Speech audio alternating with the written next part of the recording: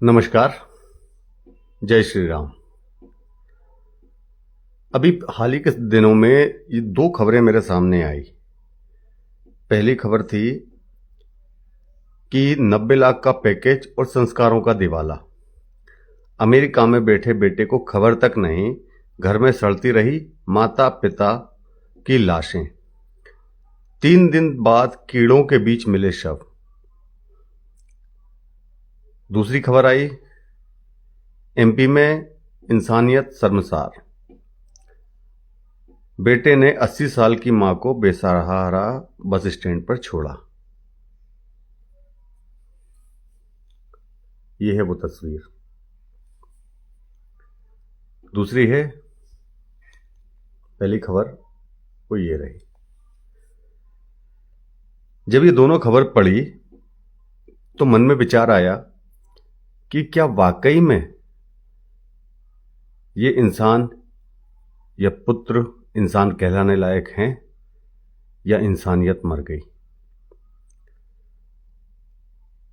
जैसी जिसकी परवरिश होगी वैसे ही उसके संस्कार होंगे।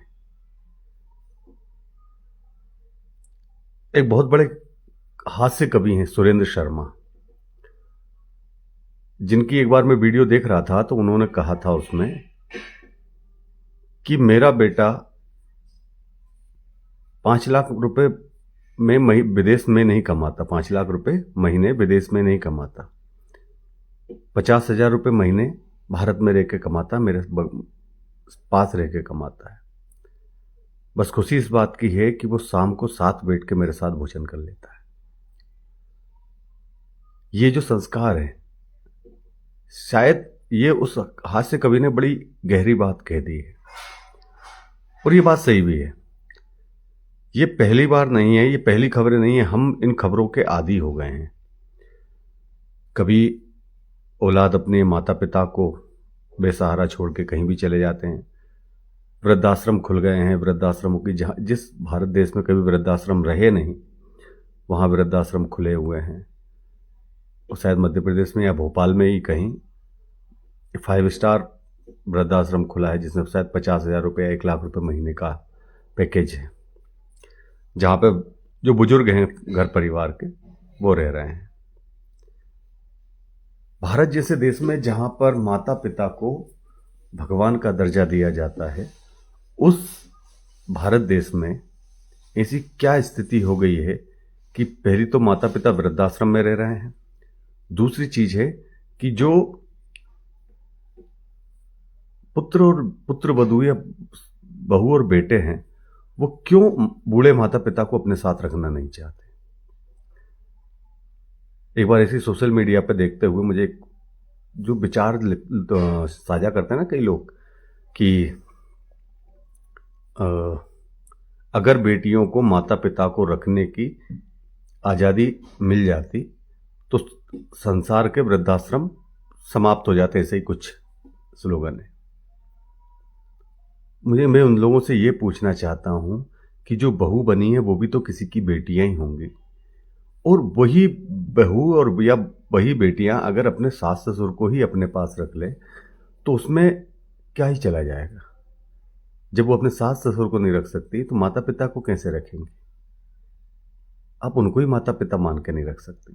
माना कि बड़े बुजुर्गों में और आपके बीच में जनरेशन गैप होता है, वो आपकी भावनाओं को नहीं समझ सकते, आप उनकी भावनाओं को नहीं समझ सकते। लेकिन इसका मतलब ये बिल्कुल नहीं हो जाता है कि हम उनको तिलांजलि देते हैं। और ये अधिकांश उन घरों में ज़्यादा होता है जिन घरों में धन ज़्यादा हो जाता है, क्योंकि मैंने अभी तक किसी मजदूर के घर से उसके माता पिता को वृद्धाश्रम जाते हुए नहीं देखा। या तो मैंने देखा नहीं या शायद वो लोग भेजते ही नहीं।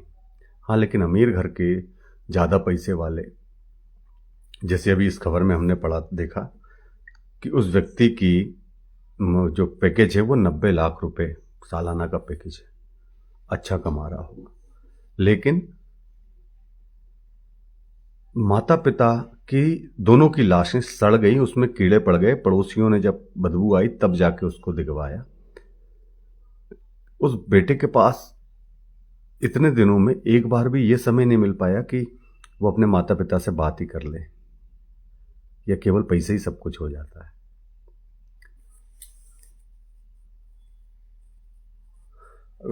सही कह रहे हो गोविंद भाई, हम तो राम को मानते हैं लेकिन राम जी की नहीं मानते। उनको पूजना जरूरी नहीं है, लेकिन उनके दिखाए मार्ग पे चलना जरूरी है। गोविंद भाई का कहना भी सही है, क्योंकि राम का जो आदर्श है वो राम का ये देश है। अभी मैं एक दिन वो देख रहा था, कभी समय मिले तो यूट्यूब पर उपनिषद गंगा करके सर्च करके देखिएगा। उसमें छोटी छोटी कथाओं का फिल्मांकन है, और उन फिल्मांकनों में जो सबसे अच्छी बात देखी मैंने, तुलसीदास जी का जो चरित्र जब उसमें दिखाया गया, तब तुलसीदास जी से पूछा गया था कि, किसने, टोडरमल ने पूछा था कि तुलसी भैया आप ये रामचरितमानस को लोक भाषा में क्यों लिख रहे हो, रामायण को लोक भाषा में लिखने का क्या फायदा। एक तो उन्होंने कहा था कि स्वांताय सुखाय, मतलब मैंने अपने सुख के लिए लिखा, लेकिन एक्चुअल में उसका जो भाव था, जो उन्होंने लिखा था, उनका कहना था कि मैं ये देख रहा हूं कि इस राम के इस देश में राम को मानने वाले किस प्रकार एक दूसरे के शत्रु बने हैं। राम की मर्यादा थी कि भाई भाइयों के बीच में प्रेम होना चाहिए, इतना प्रेम कि एक पूरा राज्य, एक साम्राज्य भी भाई के लिए तुच्छ जान पड़े। उस राम के उस देश में भाई भाई की संपत्ति के लिए लड़ रहा है, एक दूसरे को मरने मारने पे उतारू हो रहा है। राम के उस देश को मैं ये जगाना चाहता हूं, ये तुलसीदास जी के शब्द है कि मैं राम के उस देश के उस नागरिकों को जगाना चाहता हूं जिस राज देश में राम जैसे आदर्श पुत्र हुए कि अपने माता पिता की इच्छा के सम्मान में उनके बिना आदेश दिए ही वो वन को चले गए। आज उनके इस देश में उनके माता पिता ही वन को या वृद्धाश्रम को चले जा रहे हैं। तो ये कुछ चीजें ऐसी हैं जिनको देखकर कभी कभी मन बड़ा खिन्न होता है। अभी कुछ साल पहले भी ऐसी घटनाएं पड़ी थी, ये शायद किस्सा था मुंबई का, जिसमें किसी 25वें मंजिल माले के फ्लैट पे वो एक बुढ़िया, जिसका सिर्फ नर कंकाल ही बचा था, उसकी देखभाल करने के लिए कोई था या नहीं था पता नहीं, लेकिन बुढ़िया अपने फ्लैट में ही मर के गई, और उसके तो सड़ने का भी पता नहीं चला, क्योंकि इतनी ऊंची मंजिलों पे बदबू का भी एहसास नहीं हुआ किसी को। और उसके बच्चों ने उसको कभी पूछने की भी कोशिश नहीं की। तो ये क्या है, ये संस्कारों की कमी क्यों आ रही है? क्यों लोग अपने माँ बाप को अपने साथ नहीं रखना चाहते, या क्यों उनके से संवाद नहीं करना चाहते? स्वामी विवेकानंद का वो देखिए, कांटेक्ट तो है लेकिन कनेक्शन नहीं है। इनका तो कांटेक्ट भी नहीं है और कनेक्शन भी नहीं है। जिनके माता पिता की लाशें सड़ गई हों, अब उनके बारे में क्या ही कहा जाए।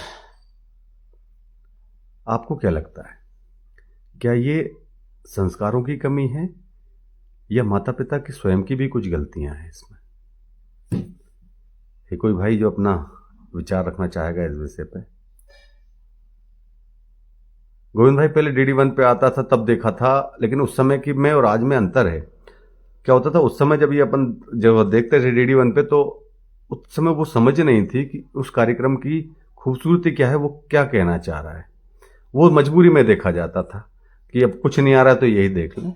लेकिन अभी कभी समय मिले आपको तो उपनिषद गंगा करके छोटे छोटे भाग हैं, उसके बहुत सारे एपिसोड हैं, बहुत सारी चीजों को वो बड़ी निर्मलता से बता देते हैं, बहुत छोटे छोटे ऐसे पार्ट्स में। राजू भाई हमारे कह रहे हैं कि लेकिन ये बात तो सतयुग की थी। सतयुग में नहीं था, वो त्रेता था, राम जी त्रेता में आए थे, ठीक है। और आज का युग चल रहा है कलयुग, इधर करो इधर तुरंत देखो, बात तो सही है राजू भाई कि इसका हाथ करो इस हाथ देखो। लेकिन कई लोग, उन लोगों के साथ भी हो रहा है। इन लोगों ने जिनकी लाशें सड़ गई है, उनने जो अपने सास ससुर को सड़ाया नहीं होगा या अपने माता पिता को सड़ाया नहीं होगा।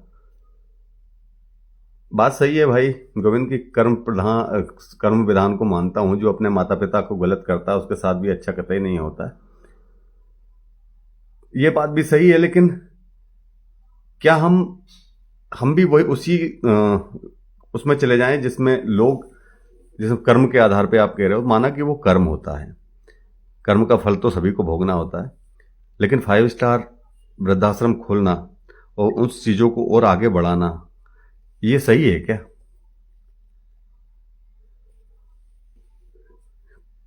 मुझे ये सब चीजें इसलिए लगती है कि शायद इसमें कहीं ना कहीं गलती माता पिता की भी रही होगी, उनकी बच्चों की परवरिश के लिए।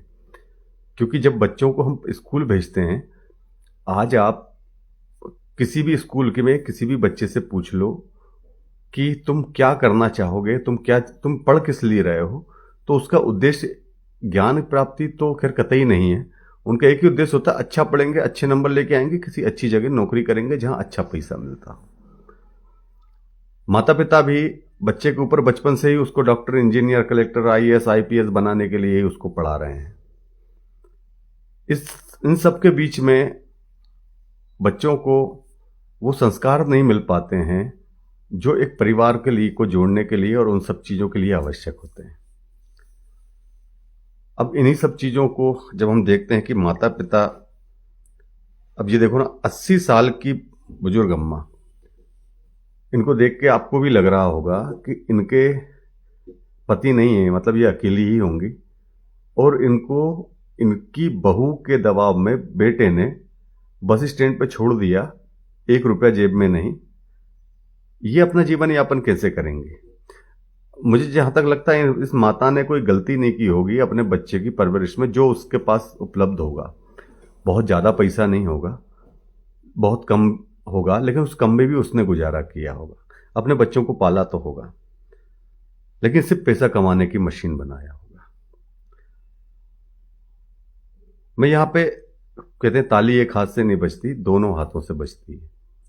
जहां बच्चों की गलतियां हैं वहीं माता पिताओं की भी रही होगी, क्योंकि आपने उनको इंसान तो बनाया ही नहीं, उनको ये समझ तो दी नहीं कि माता पिता का स्वरूप क्या होता है।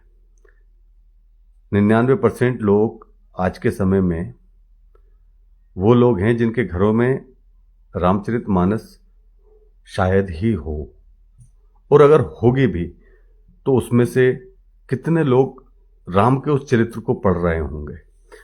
राम को हम में से अधिकांश हिंदू सिर्फ उतना ही जानते हैं जितना हमें रामानंद सागर ने बता दिया। राम के चरित्र को भी हम केवल उतना ही समझ पाए, लेकिन जो अगर वाकई में राम को समझना है तो राम के चरित्र को पढ़ना पड़ेगा, रामचरितमानस को पढ़ना पड़ेगा। क्योंकि जब तक व्यक्ति के मन में, बच्चों के मन में बचपन से वो चीज, संस्कार नहीं डाले जाएंगे, जवान होने पे उसको नहीं सुधारा जा सकता, ना ही उसमें डाले जा सकते। जब कच्ची होती ना मिट्टी, तब उसको किसी भी रूप में ढाल सकते हो, लेकिन जैसे एक बार पक जाएगी ना, तब आप उसको ढाल नहीं सकते हो, उस रूप में नहीं ढाल सकते जिसमें आप चाहते हो। चलिए एक छोटी सी कहानी सुनिए कि माँ बाप का बच्चे के संस्कारों को लेकर क्या असर होता है बच्चे पे, और माँ को पहला गुरु क्यों कहा जाता है। अभी इसी बीच में जब चूंकि माँ के संस्कारों की बात चल ही रही है, तो अभी सोशल मीडिया पे आपने एक खबर और पढ़ी होगी, नॉर्थ ईस्ट साइड की बात है, और उस माँ का नाबालिग बच्चा किसी लड़की को छेड़ने के चक्कर में पुलिस वाले उसको उठा के लेके चले गए, वो और उसके दोस्तों के साथ में, जैसा दोस्तों के साथ अक्सर होता है, हम लोग देखते हैं। अब सोचिएगा कि अगर थाने में कोई बच्चा चला जाए तो माँ बाप उसको बचाने की कोशिश करते हैं। वो माँ जब अपने बच्चे को लेने के लिए पहुंची है उसमें थाने में, तो वो बचाने नहीं गई थी। उस माँ ने उस बच्चे को डंडे से कूटना शुरू किया और इतना मारा कि पुलिस वालों को उसको बचाना पड़ा। ये उस माँ के संस्कार थे, क्योंकि माँ पहली गुरु होती है, और माँ ही जब उसको नहीं समझ आ पाई अपने बच्चे को, और उसके अंदर ऐसे गंदे संस्कार भरा गए, तो माँ का फर्ज बनता है कि उसको झाड़ फूंक के अच्छे से किया जाए। एक बार क्या हुआ था कि एक राजा ने एक व्यक्ति को सजा दी। उसके यहां नियम था कि जो भी चोरी करेगा उसको फांसी की सजा दी जाएगी। जब वो चोर पकड़ाया। वैसे तो वो कभी जीवन में पकड़ाया नहीं था, क्योंकि बहुत अच्छे दर्जे का चोर था, बहुत अच्छी चोरियां करता था। लेकिन जब वो पकड़ा गया तो उससे अंतिम इच्छा पूछी गई, तो उसने कहा कि मैं अपनी मां को एक बार गले लगाना चाहता हूं। राजा ने कहा कि ठीक है, आदमी की अंतिम इच्छा है, पूरी की जाए। चूंकि राजा के राज्य में किसी चीज का डर बनाना हो तो सामूहिक रूप से फांसी दी जाती थी। तो नियत समय पे मैदान सजा था, जनता बैठी हुई थी, उसको सजा देनी थी। तो उससे कहा कि मेरी मां को मैं अंतिम बार गले लगाना चाहता हूं। उन्होंने उसकी मां को बुलाया। क्योंकि उसके हाथ बंधे हुए थे, वो मां के गले में लगा और उसने मां का जो कान था वो कान अपने मुंह में भरा और मां का वो कान काट के अलग कर दिया। मां चीख पड़ी, दूर चली गई। राजा के सैनिकों ने उसको पकड़ लिया।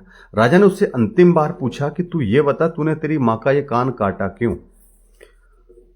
जो उस चोर ने कहा था वो बात शायद समझ में आ जाए। उसने कहा था कि मैं आज जो इतना बड़ा चोर हूं और मैं आज जो इस फांसी पे चढ़ने वाला हूं, मरने वाला हूं, इसकी जो सबसे बड़ा दोषी है वो मेरी मां का यही कान है। क्योंकि जब इस कान ने पहली बार मेरी चोरी की बात सुनी थी तो इसने शायद मेरी मां को बताया नहीं कि तेरा बेटा चोर बनेगा, चोरी कर रहा है। अगर ये कान उसी दिन मेरी मां को बता देता तो मेरी मां मुझे उसी दिन मार देती, ठोंक देती, समझा देती, तो शायद मैं इतना बड़ा चोर नहीं बनता। लेकिन इस कान ने बताया नहीं, इसलिए इस कान को काट दिया है। और यही होता है, मां को सब पता होता है, क्योंकि संसार में सबसे बड़ी योद्धा मां होती है और सबसे बड़ी गुरु भी मां होती है। वो अपने बच्चे को कुछ भी बना सकती है, चोर भी बना सकती है, सैनिक भी बना सकती है, योद्धा भी बना सकती है। वो जो चाहे वो बना सकती है, क्योंकि संसार में वो उसकी जन्मदात्री है, निर्माण करता है उसकी। लेकिन वही माएं उसको बर्बाद कर रही हैं। आज माताओं को हम देखते हैं कि जिनकी औलादें, उनकी औलादों को उनको अच्छे संस्कार देना चाहिए, वो इंस्टाग्राम पर अजनंगी होकर नाच रही हैं। उनके बच्चे क्या शिक्षा लेंगे? माँ बाप मिलकर कंटेंट बना रहे हैं, कंटेंट के नाम पर, व्यूज के लिए वो अपने घर की मर्यादा को तार तार किए हुए हैं। अब ऐसे बच्चों के अंदर संस्कार जब बचपन से वो देखेंगे कि नाच नाच के ही पैसा कमाना है, अधनंगे होके कमाना है, तो वो उनके घर में एक आम बात हो जाएगी। उनको लगेगा ही नहीं कि ये सब गलत है, और वो भी ऐसे ही आगे चल के पैसे कमाएंगे। उनकी नज़रों में माँ बाप की वैल्यू भी मेरे ख्याल से वही होगी जो आज हमारी नज़र में उन लोगों की है जो रिव्यूज़ के लिए नंगे हुए जा रहे हैं। राजू भाई कह रहे हैं कि जो बच्चे बचपन से अपने माता पिता से दूर रहते हैं वो बड़े होकर भी दूर ही रह जाते हैं। बच्चों में संस्कार परिवार में ही रहकर आते हैं, जो बच्चे देखते हैं वही अपने जीवन में उतारते हैं।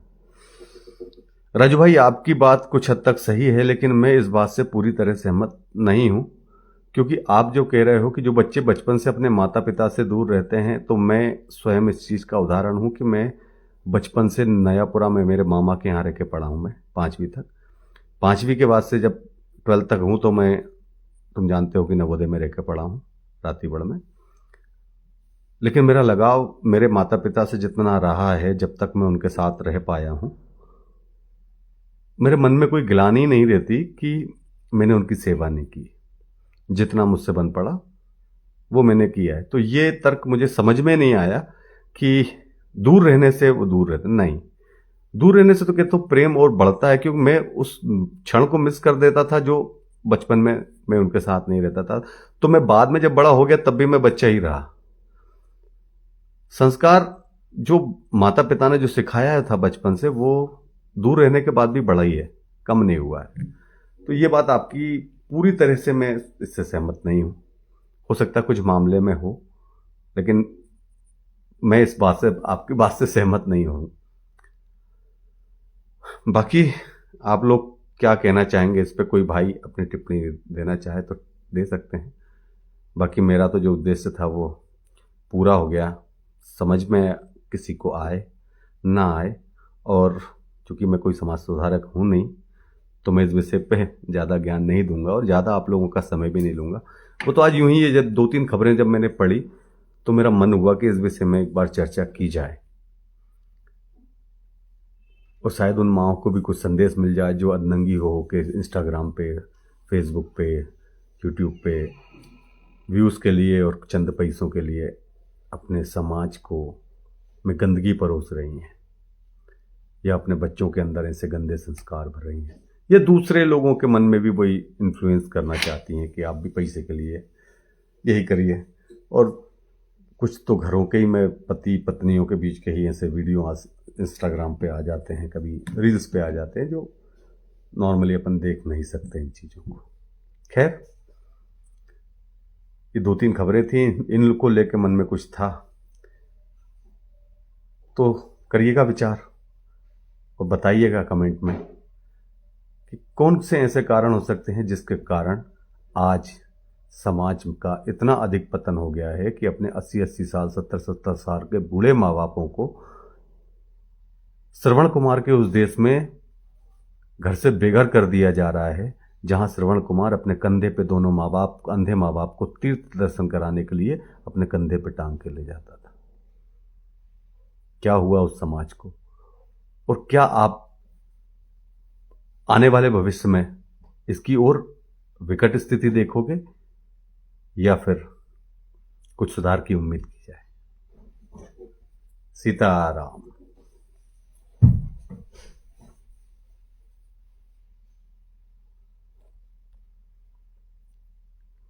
अरे भाई बंद हो जा।